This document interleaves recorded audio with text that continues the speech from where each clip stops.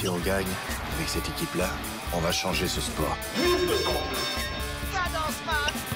Essai de Christophe Dominici, c'est un génie. Trace la glace, c'est le Bogman. Vous êtes l'équipe la plus nulle que j'ai jamais entraînée. Pas ça, Zinedine. Je vais devenir la meilleure. Comme ça, je pourrais changer les choses. Souvenez-vous, on marque pas avec ses pieds, on marque avec ses couilles. Ici, on parle du sport dans le cinéma. Au Ciné Sporting Club, la Dream Team rencontre le casting. Ça pue la sueur et le popcorn. On entend les claps de cinéma répondre aux claps des serviettes sur le cul. Et les chasubles des joueurs se mélangent aux costumes des acteurs. Poussez la porte des vestiaires du Ciné Sporting Club le temps d'une causerie. Et découvrez les rapports plus ou moins étroits entre le sport et le 7e art. Bonjour à toutes et à tous et bienvenue au Ciné Sporting Club. Et bonjour Fabien. Bonjour Romain, j'espère que tu vas bien, Ça j'espère va. que vous allez bien Oui, surtout. Nous sommes ravis de vous accueillir pour cette 3e saison déjà. Toujours pleine de sport et de cinéma, et on va pas vous expliquer le principe. Non. On continue de vous remercier d'être de plus en plus nombreux à nous écouter et à nous suivre, et ainsi contribuer à l'épanouissement de ce très beau club. Eh oui. La boxe a toujours été l'opéra du pauvre et des voyous. Ça, c'est une citation de Jordi Bonnel, c'est un écrivain catalan. Après la spéciale Rocky, on s'attaque à nouveau à l'un des sports rois du cinéma, sûrement le plus traité de l'histoire du 7e art. Certainement. La boxe, qu'on surnomme justement le noble art, a une place de choix dans la filmographie de sport.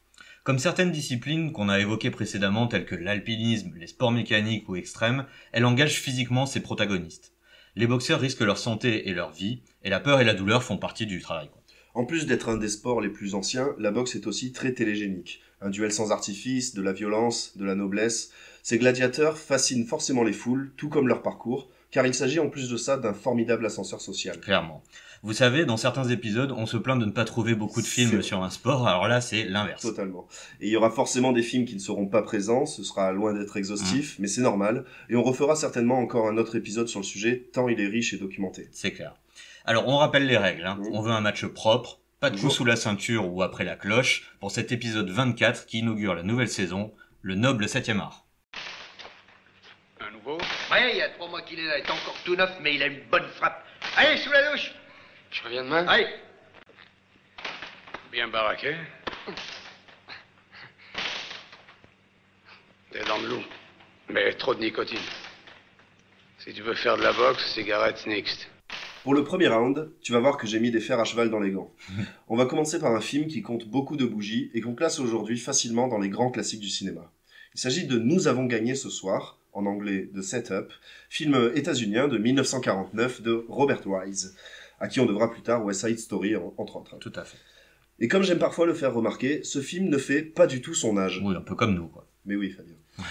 Sauf si vous êtes réticent au noir et blanc, mais évidemment que non. Hein. Non. En tout cas, si c'est le cas, vous rateriez un film hyper original, et je ne dirais même pas pour son époque. Puis, il y en a quelques-uns des films en noir et blanc après, Ah donc oui, c'est clair. accrochez-vous.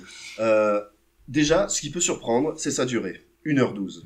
Bon, tu me diras, c'est un peu court, jeune homme. C'est un peu court, jeune homme. Mais là où ça devient intéressant, c'est que le film couvre la même temporalité. 72 minutes en temps réel. Et 72 minutes qui couvrent l'avant, le pendant et l'après match de boxe. Alors c'est pas non plus un plan séquence de 72 minutes, hein, ne rêvez pas non plus. Alors pour rappel, un plan séquence, c'est une scène ou une partie de scène tournée en un seul et unique plan, sans coupure. C'est pas le cas. Donc si vous voulez en voir un, par contre, de magnifiques plans séquences autour d'un ring de boxe, rematez celui du début de Snake Eyes avec Nicolas Cage. C'est pas un film de sport, mais ce plan est quand même fou, ça mérite de le rappeler. Je ferme cette parenthèse. D'accord. Le film couvre donc 72 minutes en 2 parties, dans les vestiaires et aux apports de la salle, puis sur le ring. On est donc sur un huis clos, dans une enceinte sportive, le soir d'un match, et le travail de montage, forcément, il est colossal. Et en même temps, si je te dis que Robert Wise, le réalisateur, était chef monteur sur un certain monument qu'on ne présente plus, Citizen Kane. Oui. Voilà, hein, tu comprends que le gars a du métier, et en tout cas, déjà une jolie ligne sur le CV. Puis d'ailleurs, alors pour l'histoire du montage, il avait un monteur au départ, Oui. qui est devenu fou, hein, le pauvre, et du coup, c'est lui-même qui a repris le montage. Cette maîtrise technique, qui compense le micro-budget du film, va bien sûr servir à la narration, avec une forte dimension symbolique des images. Dans Nous avons gagné ce soir, on tourne autour et sur le ring, mais comme souvent bien sûr, pour évoquer des sujets plus profonds que des simples tartes dans la gueule. Pour ce combat, à ma gauche, Bill Stoker Thompson, 35 ans, un boxeur de second plan n'ayant jamais vraiment rencontré le succès et dont la pauvre carrière s'éteint petit à petit dans des combats sans valeur. Un bon anti-héros en pleine chute, typique des grands films noirs qui florissaient à l'époque, genre que j'affectionne particulièrement. Ouais. Car oui, ma première grande surprise en voyant le film, c'est qu'il s'agit bien d'un film noir, mais de sport. Ah, et ça c'est plutôt original. Ouais. Et ça colle bien. On y retrouve beaucoup d'éléments propres au genre. Donc on est dans un milieu de la pègre, c'est filmé dans un noir et blanc très contrasté, avec beaucoup de jeux d'ombre, donc ce qui renforce forcément le côté un peu la dualité. Quoi. Exactement, ouais. Un personnage féminin un peu fatal, et une descente aux enfers d'un personnage principal plutôt torturé. Donc tout y est en fait, c'est un film noir. Et face à Stoker, à ma droite, un jeune challenger assuré de gagner. Alors pourquoi assuré de gagner ? Parce que Stoker a un manager qui ne croit tellement plus en lui qu'il a carrément vendu le match à la pègre locale sans le prévenir. Voilà, il lui dit au dernier moment, quoi. Et en plus, pour une bouchée de pain. Résultat, orgueil touché, et Stoker va bien être déter à le gagner ce match, au risque de froisser tous les mafiosi du quartier qui attendent qu'il se couche. Ça rappelle un peu Snatch de Guy Ritchie, comme ça, mais c'est beaucoup plus profond et psychologique que ça, sans vouloir porter offense à Snatch, que j'adore. Oui. Non, ici il s'agit d'un homme, notre Stoker Thompson, joué parfaitement par Robert Ryan, qui fait face à son destin pour préserver sa dignité. Un combattant cassé, désespéré, fatigué, mais déterminé à sauver le peu de fierté qui lui reste. On va ainsi l'accompagner dans ses pensées, ses relations, sa chute, le temps d'un ultime match. Côté sport, vous avez compris que rien que le décorum et la structure du film veut nous immerger pleinement dans le milieu impitoyable de la boxe. Et puisqu'on parle d'immersion, la manière dont est filmé le combat n'a pas à rougir de ce qui se fera encore bien plus tard. Bah ça a même carrément inspiré, parce que Scorsese, il a dit qu'il avait pompé ce film. Ah oui, pour Raging Bull, ouais. Oui. Ah ben ça se voit. On en parlera un peu plus tard. Ouais, c'est une référence. Les plans subjectifs, donc les plans à la première personne, nous glissent dans la peau de ce pauvre Stoker. On est face à son adversaire, cerné par les lumières aveuglantes des spots et des flashs. Les caméras sont postées autour sur le ring, toujours à hauteur d'homme pour toujours plus d'immersion. Et pas de musique pour accompagner tout ça. La cacophonie du public, la respiration, les coups sourds, le son s'accorde parfaitement avec les images, et on se croirait parfois dans un documentaire. Ouais. D'où d'ailleurs effectivement le parallèle avec Raging Bull. Oui, c'est un peu le cas pour celui-là aussi. Mm. Bref, avec Nous avons gagné ce soir, on a un gros classique à découvrir ou redécouvrir. Et pas de round d'observation, c'est un poids lourd qui frappe fort d'entrée. Ok, oui. Deuxième round avec Rocco et ses frères de 1960 de Luchino Visconti. Putain, bel accent. J'ai bossé aussi. Il a même bougé les mains. J'ai fait les mains, oui, désolé. Un an avant Le Guépard, qui je rappelle Palme d'Or à Cannes, le réalisateur italien Luchino Visconti tourne pour la première fois avec Alain Delon ce film fleuve de presque 3 heures. Alors fleuve pour l'époque, parce que bon maintenant c'est juste la durée d'un vulgaire Marvel. Quoi. C'est vrai que comparé à Nous avons gagné ce soir, oui, on est carrément à l'opposé, ouais. Et d'ailleurs il sera Lion d'argent à Venise. Alors, Alain Delon, il a 25 ans à ce moment-là et il côtoie le monde du cinéma depuis seulement 3 ans. Et il n'est pas le seul acteur français dans ce film tourné en italien et en Italie. Ouais. Il y a Annie Girardot, Max Cartier ou même Roger Hanin, commissaire Navarro. Quoi. Qui est excellent. Oui, j'ai le droit de faire l'accent, je précise. Ils sont tous au casting. Rocco et ses frères, c'est un immense film, une fresque familiale et dramatique en droite ligne des films réalistes italiens de l'époque. On y suit, au travers d'une fratrie de 5, l'histoire d'une famille italienne du sud du pays qui monte s'installer à Milan pour y trouver une vie meilleure, comme tant dans les années 50-60. Les frères y trouvent des fortunes diverses, et notamment Rocco, donc Alain Delon, et Simone, qui est joué par Renato Salvatori, qui est grandiose d'ailleurs. Voilà. Et les deux, donc, ils s'accomplissent, eux, via le ring. Alors, c'est un film qui a été analysé dans tous les sens par les critiques, les universitaires, les gens du cinéma, donc vous attendez pas non plus à ce qu'on ponde quelque chose de nouveau à son sujet. Mais ce qui en ressort, c'est qu'il s'agit d'un film d'opposition et donc de dualité. C'est pourquoi la boxe n'a pas été choisie par hasard. T'as déjà une dualité entre le nord et le sud de l'Italie, entre modernité et tradition, pour faire dans les poncifs, entre classes sociales et entre générations, mais et surtout entre frères. Voilà. Parce que au-delà du sport, les deux frères boxeurs vont bien sûr tomber amoureux de la même prostituée, et là commencent les vrais ennuis. Cette concurrence va accoucher de réactions étranges de l'un envers l'autre, qui d'ailleurs m'ont un peu dérangé tant elles étaient peu naturelles, tu vois. Mais du coup, Rocco se retrouve dans l'obligation de boxer pour sauver son frère, qui pourtant lui a fait les pires misères. Alors quand je parle de misère, je parle pas d'un petit coco sur le bras, je parle de violer sa meuf, quoi. Voilà. Oui, ça va loin. Du coup, on a du mal à suivre le raisonnement de Rocco et les émotions sont parfois excessives. Alors, je dis pas ça parce que c'est des Italiens, nous aussi on est latins, mais ce type d'attitude peu réaliste, ça rend parfois difficile l'attachement au personnage. Le plus intéressant et peut-être le moins bien exploité, c'est que Rocco, il aime pas boxer. Mais il est doué et il gravit la hiérarchie tout en emballant Nadia, donc la prostituée citée ci-dessus. Alors que Simone, il se fait jeter par cette dernière et il se prend des dérouillés sur le ring. Ce côté forçat de la boxe, alors que Rocco ne semble pas attiré par la violence, aurait peut-être mérité un peu plus d'éclairage. Voilà. Ouais. D'autant plus que bon, on n'a pas de scène de boxe à gogo hein, dans ce film, mais les entraînements et les matchs sont assez bien rendus, avec ces salles grouillantes de boxeurs. Oui. Et voilà, tu vois, où c'est crasseux, quoi. Ouais, c'est un peu crasseux. Voilà, puis on ressent quand même le froid milanais qui dévore les sudistes qui sont pas habitués à ça. Voilà. Alain Delon a appris la boxe hein, avec un professeur corse, Sauveur Chiocca, spécialement pour ce rôle, et qui d'ailleurs apparaît dans son dernier combat. Voilà. Bref, c'est un grand film, et pas un film de sport à proprement parler, même si la boxe tient un rôle central. Hein. Les apparitions quand même restent un peu fugaces. Ah, il te respecte, mais je t'assure. Non, il ne respecte personne.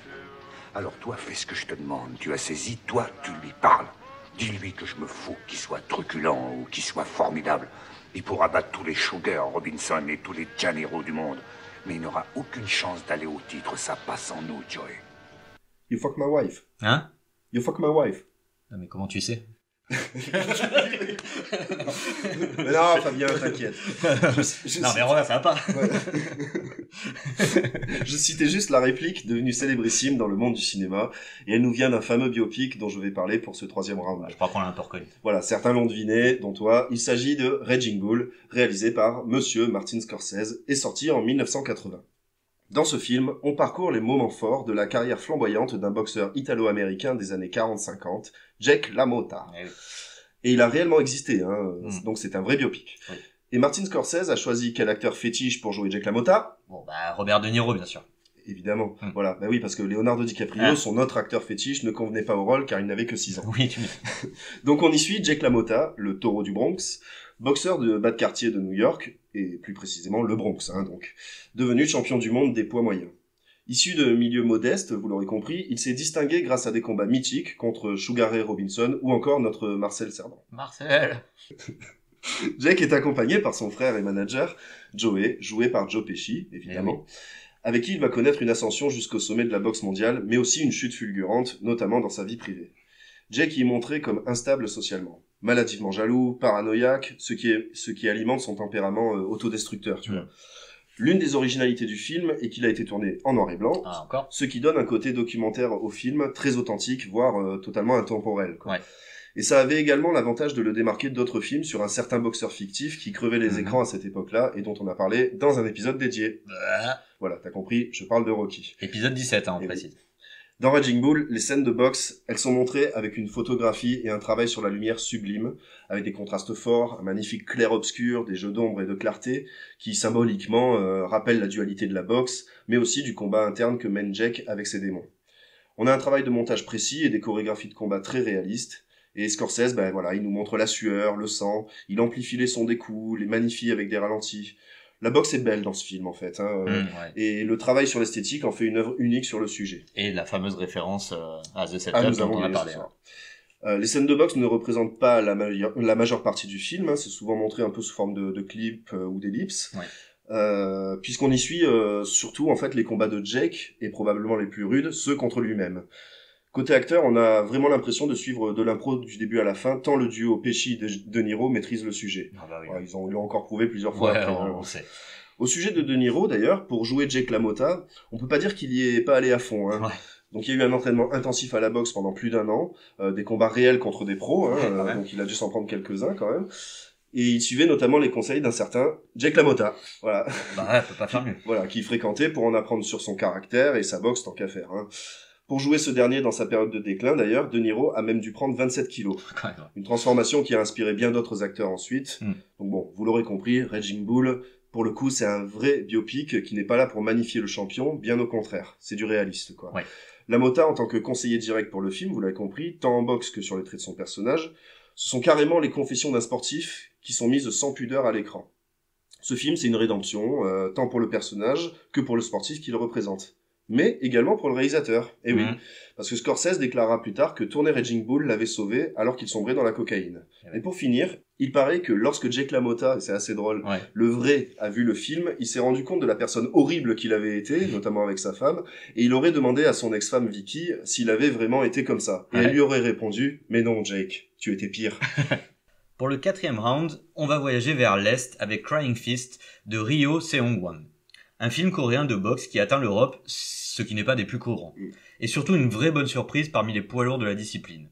Sorti en 2005 en Corée et présenté la même année à la quinzaine de Cannes, où il remporte même le prix de la critique internationale, ce qui est pas rien pour un film de sport. On y suit 2 destins parallèles. Un ancien champion de boxe, médaillé aux Jeux d'Asie, il y a un petit moment, dont la vie a quelque peu dérapé et qui gagne sa croûte en se posant dans la rue avec un panneau sur lequel est inscrit qu'on peut le boxer contre quelques rounds. Voilà. De l'autre côté, un jeune homme violent, Rasta. Alors, je te laisse digérer 2 secondes l'info d'un Rasta coréen. Voilà, voilà, visualise. Attends. Donc, c'est dur. Qui fait des braquages minables et se retrouve en tôle. Et c'est en prison qu'il découvrira la boxe, histoire de canaliser un peu ce trop-plein d'énergie, on va dire. Pour des raisons différentes, ils vont donc se retrouver inscrits à un championnat amateur où ils s'affronteront sans surprise lors de la finale. À aucun moment avant ce combat, ils ne se croiseront, et ce match se déroulera étonnamment dans une salle silencieuse où seuls les coups sont sonores. Ouais. Une des nombreuses curiosités de ce film émouvant et bien ficelé, où la boxe permet une nouvelle fois la rédemption, une double rédemption même dans ce cas précis. Alors avec training montage et tout, on n'oublie pas les classiques. Tai Chik, le vieux roublard, qui est incarné par un grand Choi Min-sik, mais si, alors vous savez, ce monument coréen qui a joué dans Old Boy, de Park Chan-wook, et oui, dont Seung-wan, donc le réalisateur, a été l'assistant réel. Voilà. Mais il faut aussi noter qu'il y a un très bon Ryu Seung-boom, alors qu'on n'a pas forcément vu ailleurs, mais qui est surtout moins servi avec une histoire un peu moins passionnante, qui ressemble un peu à Marqué par la haine de Robert Wise, dont on a parlé avant. Voilà. Un film pas simple à trouver, mais qui en vaut vraiment la peine, avec un final qui ne vous décevra pas. La boxe, c'est contre nature. Tout marche à l'envers dans la boxe. Tu veux aller à gauche, tu fais pas un pas à gauche. Tu te propulses avec l'orteil droit. Et pour aller à droite, tu te sers de l'orteil gauche. Au lieu de fuir la douleur comme quelqu'un de normal, tu vas la chercher. 5e round, c'est celui où on sort les Kleenex. Ah oui. Je vais parler d'un film de Clint Eastwood que j'avais évoqué dans notre tout premier épisode comme étant mon coup de cœur émotionnel de film de sport. Et c'est toujours le cas. Oh oui. Et on parle de boxe féminine cette fois, et je n'ai pas changé d'avis, c'est toujours pareil, ce film me bouleverse à chaque fois. Vous l'avez peut-être compris, je vais parler de $1 Million Baby de 2004. Alors, déjà, dès les premières minutes du film, j'ai les glandes lacrymales qui sont dans les cordes, tu vois. En même temps, quand t'as un film dont la voix du narrateur de l'histoire, c'est celle de Morgan Freeman, ou du regretté Benoît Alman en version française, tu sais que tu vas pas te taper des barres de rire à la fin. Bref, le ton est donné, avec une musique tout aussi mélancolique, composée par Clint Eastwood d'ailleurs. Je vais essayer de pas trop en dire pour ceux qui ne l'auraient pas vu, si c'est votre cas, n'attendez pas, s'il vous plaît. Allez-y. Et pour éviter de chialer à chaudes larmes sur le plateau, on va éviter. S'il te plaît. Donc c'est l'histoire de Frankie, joué par Clint Eastwood, un entraîneur de boxe autrefois réputé qui tient une petite salle de boxe miteuse avec son meilleur ami, son ancien poulain et ancien boxeur, Scrap, joué par Morgan Freeman. Merde, attends, j'ai spoilé le narrateur. Allez, voilà. Bon. Frankie ne voit plus sa fille, il tourne le dos à la religion, il surprotège ses poulains en ne saisissant plus aucune opportunité de combat, frileux face à la possibilité de l'échec. Frankie est un vieil homme aigri, égaré, tiraillé entre la culpabilité et les regrets de certains épisodes de son passé. Bon, on a la bonne panoplie du coach déchu en pleine rédemption. Oui. Ce quotidien un peu triste va être chamboulé à l'arrivée dans le boxing club de Maggie, jouée magistralement par Hilary Swank. Maggie est une jeune âme égarée, seule, en galère financière, et qui ambitionne de se mettre à la boxe pour vivre. Elle va réussir à convaincre Frankie de le coacher sous l'œil bienveillant de Scrap. Leur relation va alors dépasser la simple entente coach-boxeuse, puisque c'est carrément une relation père-fille qui va les accompagner jusqu'au sommet et jusqu'à la suite. Pardon. Ce que j'aime dans ce film, et c'est souvent propre à Eastwood, c'est qu'on a des personnages qui mènent une relation douce amère, et c'est à la fois authentique et drôle de voir des gens se balancer des missiles pour se dire je t'aime. C'est vrai, oui. Et dans ce petit jeu, le trio Swank-Eastwood et Freeman, c'est un vrai bonheur. Donc on se marre bien aussi en fait. C'est vrai. On va parler boxe quand même. Oui. Pour le rôle de Maggie, Hilary Swank a suivi un entraînement intense pendant 3 mois avant le tournage, ajoutant 8 kilos de muscles à sa silhouette. C'est pas mal aussi. Elle s'entraînait 4 à 6 heures par jour, combinant boxe, musculation et cardio. Et elle a même failli crever pendant sa prépa, puisqu'elle a chopé un staphylocoque après une blessure mal soignée. Ah oui. Voilà. Mais elle était aussi déterre que son personnage, et elle a malgré tout continué. Pour le côté boxe pur, bon, même si je m'y connais pas non plus, le coach Frankie nous apprend quelques trucs et bases de la boxe, notamment sur la posture adoptée, la manière de mettre des coups, et la façon de soigner une plaie dans l'urgence ou de remettre un nez cassé en place. Ce qui est plutôt sympathique pour les profanes que nous sommes. Tout à fait. On a évidemment droit au bon vieux training montage, hein. C'est inhérent au film de combat, je pense. Ouais. Mais en beaucoup moins cheap que Rocky ou autre. On n'est pas du tout dans cette ambiance, vous vous en doutez. Voilà, frapper sur des carcasses de bœuf dans une chambre froide, c'est pas si courant que ça. Je crois que ça se fait pas tant que ça. Ouais. Les chorégraphies des combats sont soignées et dans l'ensemble crédibles. Alors même si je trouve que les gardes sont un peu limites, et du coup les coups font souvent mouche, ça frappe fort. On a plusieurs changements de style dans la boxe de Maggie, on la voit évoluer au rythme des combats. Au début c'est assez brutal et tout ça, et puis à la fin ça devient un peu plus stratégique, dès qu'elle est confrontée à des adversaires un peu plus coriaces, quoi. Le rythme de ces scènes, il est très bon, le montage c'est rapide, les plans sont rapprochés, voilà, les visages, les gants, les détails du ring, la sueur, le sang qui gicle, etc. Et le travail sur les effets sonores du ring est assez ouf. Les coups, ils sont sourds, c'est amplifié, voilà, ça fait mal à chaque fois, la foule, les flashs, bref. Les scènes de combat, plutôt nombreuses d'ailleurs, elles sont intenses et immersives, quoi. Eastwood, il utilise brillamment la boxe pour aborder différents thèmes, c'est souvent le cas. Oui. On l'a vu, c'est propre au film de sport. Et ici, on a évidemment les thèmes récurrents du film de boxe. Un coach sur le déclin, des relations sociales compliquées, la rédemption, la persévérance, l'ascension et la chute. Mais Eastwood va encore plus loin en abordant les relations entre ces âmes en peine, ces sportifs n'ayant pas connu la gloire suite à de mauvaises décisions ou coups du sort. Il aborde également cette peur de l'échec qui tétanise, qui coupe les ailes, qui certes protège des éventuelles chutes et blessures, mais qui crée une zone de confort qui empêche d'évoluer et qui prive également des éventuelles victoires et d'un bonheur certain. Je t'ai vu, t'as pleuré. T'as pleuré. Non, il y avait un truc, il y a une petite poussière qui était, mais ça m'arrive des fois. C'est les pollens.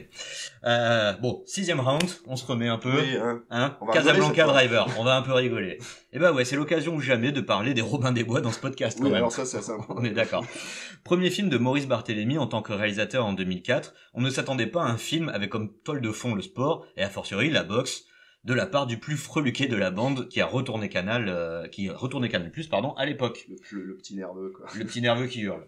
Alors on vous rassure, on parle d'un des acteurs principaux de La stratégie de l'échec. Donc Barthélémy, il incarne forcément un loser. Et pas un loser, le loser. Puisque Casablanca Driver est le plus mauvais boxeur de sa génération, tout simplement. Et pas étonnant, puisque c'est Barthélémy lui-même qui le joue.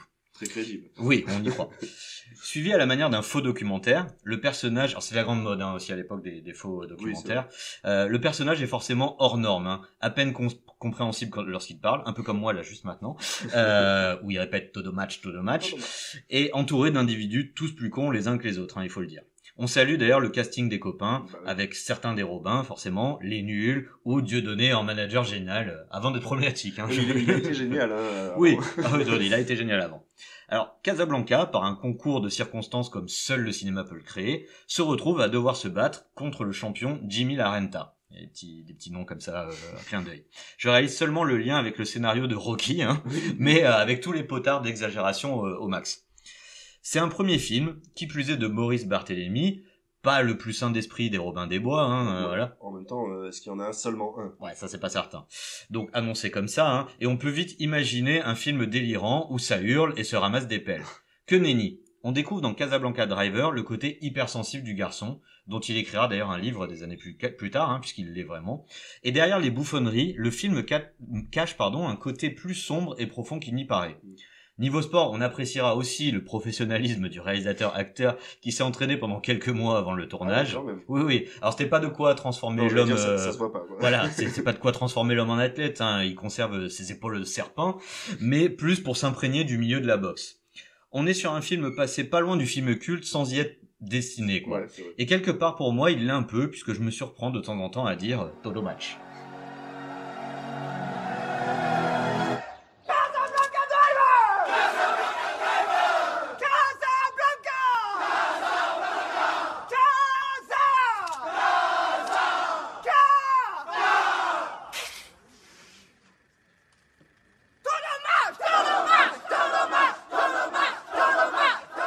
Dans le panthéon du film de sport, la boxe est une pionnière.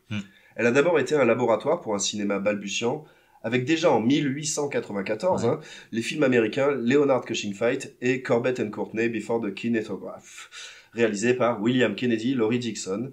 Donc on est avant le cinématographe des Frères Lumière, que déjà il y a un film de sport. Oui, c'est vrai. La boxe a depuis accompagné le cinéma et ses évolutions à travers les époques et les genres. Burlesque, film noir, on l'a vu, comédie, drame, thriller, biopics, etc. Ouais. De plus, la boxe a abordé, souvent avant les autres, tous les sujets inhérents aux films de sport que nous avons relevés maintes fois. Mais là où elle surpasse ses challengers, C'est d'abord, bien sûr, grâce à un côté très photogénique que de nombreux réalisateurs ont expérimenté. Les cadrages, les lumières, le mouvement. Mais aussi pour les histoires qu'elle a pu inspirer, toujours avec cette symbolique autour du combat et ce parallèle constant avec les difficultés de la vie. Ainsi, le spectateur admire et s'attache à ces gueules cassées que rien n'arrête, ces cœurs tendres qui pètent des nez et font saigner des arcades, ces hommes et femmes ordinaires avec leurs défauts qui deviennent des héros sur un ring. On peut ajouter à cette dimension héroïque chère à Hollywood, ces drames, bien présents dans ce sport, Oui. ces milieux non respectables, ces personnages atypiques, ce côté violence autorisée qui décomplexe les esprits. Finalement, la boxe est un générateur de scénarios où tout est permis, même les coups sous la ceinture. Tous ces éléments font que le film de boxe est presque un genre à part entière, et on le voit déjà dans la multitude de films existants. Mais c'est surtout dans sa facilité à créer une tension autour du sport, comparable à la réalité, voire meilleure même des fois, parce que bon, t'as des purges en boxe, Ouais, c'est clair. qu'il met KO les autres films de sport. T'es comme moi, hein? Juste assez bon pour affronter Sugar Ray. Moi, j'aurais jamais dû gagner. Toi, tu peux y arriver. Tu dois gagner le titre. Pour toi, pour moi, pour Lowell. C'est ta dernière chance, ok? Saisis-la. Moi, je l'ai eu, mais je l'ai bousillé. Fais pas le conquet. Tu vas y aller en courant. Tu vas y aller avec tout ce que t'as dans le bide. Ouais, vas-y, tu vas mettre tout ce que t'as depuis des années. Toute la rage que t'as en toi depuis des années. Il faut qu'elle sorte. Ok? Voici arrivé le moment classique de En Tribune, dans ton canapé, le coup de cœur du Ciné Sporting Club. Ouais, alors j'ai choisi cette fois, c'est Fighter de 2010 de David Owen Russell. Alors aussi un film classique maintenant pratiquement, même s'il est pas si vieux. C'est le réalisateur des Rois du désert qui nous offre un film qui sent bon la East Coast et le Massachusetts, avec en tête d'affiche Mark Wahlberg et Christian Bale. Ce biopic nous raconte les parcours du boxeur Mickey Ward et de son demi-frère Dickie Eklund. Le premier a du mal à faire décoller sa carrière, tandis que l'autre est une ancienne gloire du ring, bien tombé dans la drogue, quoi. Bien sûr, ils ne peuvent pas trop se piffrer dans un contexte familial bien toxique, mais petit à petit, ils vont se rabibocher. Dickie va aider Mickey, à atteindre les sommets comme on peut s'en douter. L'histoire est quasiment un classique du film de boxe, mais ici elle est bien racontée, avec un souci du détail qui va très loin. Parce que Fighter est un biopic, mais surtout une quête constante de l'hyper-réalisme. Déjà parce que l'histoire originale n'est pas très lointaine au niveau du temps, que les vrais protagonistes sont toujours en vie et surtout impliqués dans le film. Eh oui, on a donc une crédibilité dans les faits, les décors et les personnages plutôt rares et inédites. Certains membres de la famille et de l'entourage de Ward ont même joué leur propre rôle dans le film. Voilà. Mark Wahlberg est en mode rôle de sa vie. Voilà. Ça faisait des années qu'il voulait incarner Mickey Ward, au point où il a commencé à s'entraîner avant même que le projet du film ne soit validé. Voilà. Ouais. Pour ça, d'ailleurs, il a beaucoup traîné avec son idole, et étant donné que les deux bougres n'ont que 6 ans d'écart, au final, ils se sont même permis le luxe de s'organiser un vrai match pour se taper dessus. Et Ward a été très impressionné du niveau de Wahlberg, mais aussi des qualités de caméléon du bostonien dans la gestuelle et la posture. Donc il s'est retrouvé un peu face à un miroir, Voilà, ouais. Pour faire face à un gars qui se prend pour Cotillard dans La Môme, il fallait un acteur de la trempe de Christian Bale. Un mec qui demande combien de kilos je dois gagner ou perdre pour le rôle avant même de parler de salaire, quoi. Donc cette fois, c'est la version amaigrie de Bale qui va donner la réplique, tellement bien qu'il chopera le Golden Globe du meilleur second rôle. Réalisme de décor où une bonne partie des scènes s'est jouée dans les lieux authentiques, mais aussi dans les coups portés, puisque dans les scènes de match, une partie était chorégraphiée, mais la plupart des droites pleuvaient pour de vrai, avec une grande part d'impro. Et quand tu sais que Sugar Ray y joue son propre rôle, il a été courageux, le Marco, quoi. Voilà. Bref, un film qui colle à la vérité du ring comme assez rarement, grâce à l'implication de tous dans le projet, et une temporalité des faits qui le permet aussi. Et quand on sait que Russell prépare un film sur la légende du foot US John Madden, on espère que lui et Nicolas Cage, qui devrait l'incarner, auront eu le temps d'échanger avec lui avant sa disparition qui a eu lieu en 2021. C'est clair, on croise les doigts. Ouais. Cet épisode... Attends. Quoi? Ne finis pas, tu oublies quoi? Ah, bah oui. Le petit jeu. Je le sais bien. Bon, et cette fois, on va faire un petit hommage à Burger Quiz. D'accord. En gros, je vais te proposer des noms et tu vas me dire si c'est un méchant de Marvel ou le surnom d'un boxeur ou les deux. Ouh. Ça peut arriver. Ah ouais, sympa. Oui, monsieur. Allez, allons-y. Alors, on va commencer par The Cobra. The Cobra. Cobra, je dirais... Les deux? Non, alors là, on est sur un surnom de boxeur, voilà, de Don Curry. Je me suis dit, je ne connais pas ce méchant. Américain. D'accord. Whirlwind. Comment? Whirlwind. Whirlwind. Whirlwind. Je suis très nul en anglais. Whirlwind, c'est mieux de le dire comme ça. Bon, allez, un boxeur. Non, c'est un méchant de Oh, Marvel. merde. C'est l'ennemi récurrent d'Iron Man et des Avengers, quoi. D'accord, ok. Et il tourne sur lui-même à haute vitesse, tu vois. D'où le, Ouais, il a été Warwick. adapté lui aussi. J'imagine. The Executioner. Boxeur. Méchant de Marvel. Ah non, Et c'est si. nul. Ouais, c'est pas... Scourge l'exécuteur. Scourge. Asgardien au service d'Ella et Enchantress. Les geeks apprécieront. D'accord. Bon, là, celui-là, The Hurricane. C'est Hurricane. Boxeur. Les deux. Oh, mais non. Ah ouais, non mais ça c'est Je les suis classiques. C'est un méchant qui crée des tornades dans Marvel. Ouais, ouais. Et c'est au moins 3 boxeurs qui ont, dans l'histoire du ciné, qui ont ce surnom. D'accord, bon. Tu vois.